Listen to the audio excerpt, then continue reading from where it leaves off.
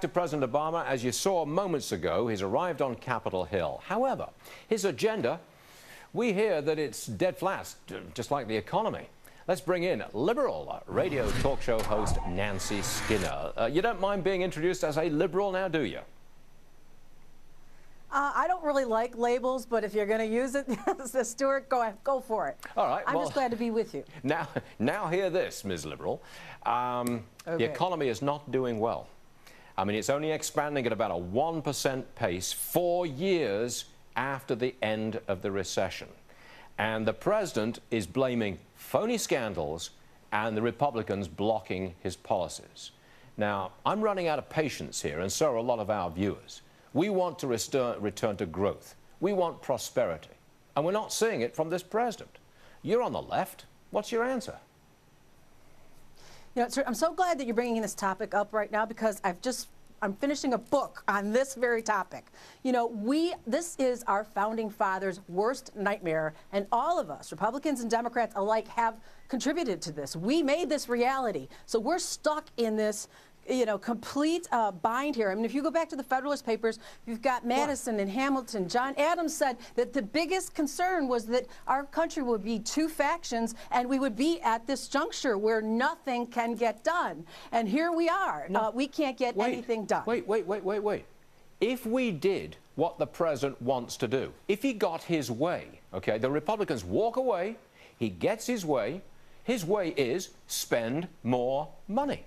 Spend more money on preschool education, infrastructure, and infrastructure bank. That's his plan. That's what he wants to do. Tax more the corporations. Look, we've been doing that for 4 years, and we have not returned to growth and prosperity. Why do you want to keep on doing what has already failed? Well, first of all, the president cannot appropriate money, okay? So if the Republicans, the Congress, if they don't do it, it doesn't happen. You're talking about that he's saying he's going to take a number of executive actions to get progress on some important issues. The Constitution allows for that. But to your point, 4 out of 5 Americans, it was just reported, are struggling with either unemployment or poverty. Yeah. So, you know, the idea is, I understand, Stuart, that the Republican view, conservative view, is to cut taxes and grow the economy. And you know what? We've tried that through Bush and lots of other presidencies, and Obama has tried it through another way and came out of that recession. But the fact is that he is the president of the United States, whether you like it or not, for the rest of this term. I'm not contesting that. I'm just saying that the policy has failed.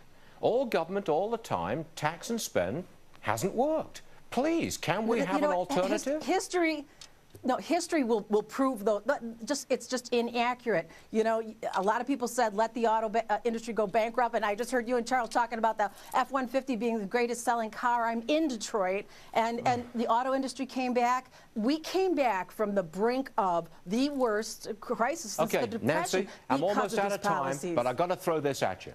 Are you telling me that if we spend some more money by the government and we tax corporations some more, are you telling me that we will return to prosperity? You telling me that?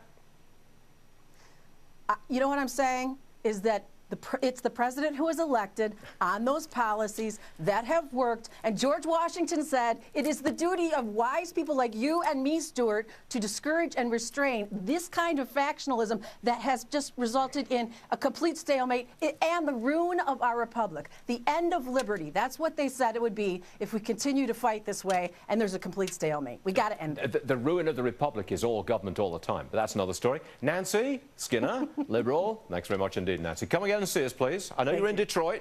You know, come on see us, okay? Thanks a lot.